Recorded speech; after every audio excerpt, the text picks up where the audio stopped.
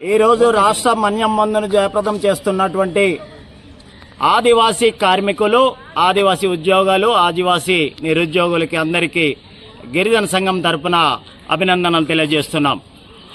ఈరోజు జరుగుతున్నటువంటి మన్యం బంద్ యొక్క ప్రధాన ఉద్దేశం జీవో నంబర్ 3 చట్టబద్ధత కల్పించాలి, ఆదివాసీ ప్రాంతంలో ప్రత్యేక డిఎస్సి ప్రకటించాలి, ఆదివాసీ ప్రాంతంలో 100కు 100% ఉద్యోగాలు గిరిజనులకే కేటాయించాలి, మాతృభాష వాలంటీర్లను రెన్యువల్ చేయాలి అన్న డిమాండ్లతో ఈరోజు జరుగుతున్నటువంటి మన్యం బంద్ను అందరూ స్వాగతిస్తున్నారు, సంపూర్ణ మద్దతు తెలుపుతున్నారు. ఈ సందర్భంగా మేము ప్రభుత్వానికి కానీ పాలకులకి కానీ తెలియజేయనదేమనగా బంధులతోటి మాత్రమే అయిపోదని చెప్పేసి ఈ రాష్ట్ర ముఖ్యమంత్రికి మేము తెలియజేస్తున్నాం.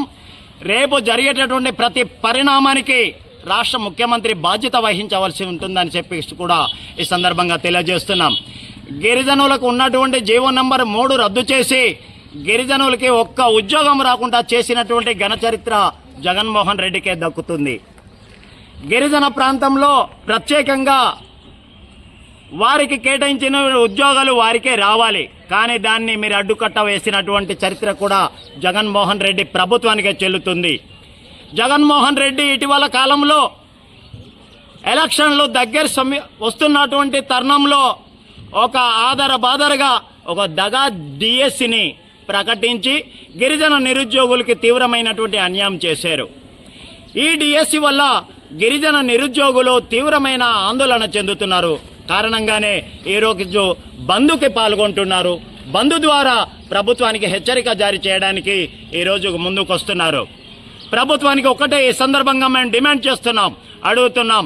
గిరిజన ప్రాంతంలోనే ఉన్నటువంటి అమల్లో ఉన్నటువంటి జీవో నంబర్ 3 రద్దు చేస్తే మీరు చేసినటువంటిది ఏమీ లేదు, సరిగదా?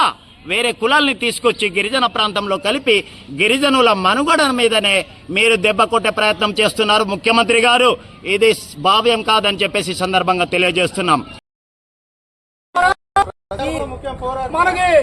మన రాష్ట్రంలో అధికారం ఉన్నటువంటి జగన్మోహన్ రెడ్డి ప్రభుత్వం ఇప్పటి వరకు కనీసం ఈ జీవోని పునరుద్ధరణ చేయడమో లేకపోతే ఇంకో జీవో తీసుకురావడమో లేదా ఇదే స్థానంలో లేకపోతే అర్జెంట్ గా ఆర్డినెన్స్ తీసుకొచ్చో మన గిరిజనులకి ఎన్నైతే ఉద్యోగాలు నోటిఫై చేస్తారో అన్ని ఇవ్వచ్చు. కానీ 3 సంవత్సరాలు అయిన తర్వాత కూడా ఇప్పటి వరకు గిరిజనుల కోసం ఉద్యోగాలు ఇవ్వాలనేటటువంటి స్పృహ ఈ ప్రభుత్వానికి లేదు. వీళ్ళందరూ కూడా ఒకటే ఆలోచన చేయండి. గిరిజన ప్రాంతంలో వైసీపీ నాయకులారా, మీ అధినేత చెప్తున్నారు, ఆయన చెప్పింది వింటే వినండి.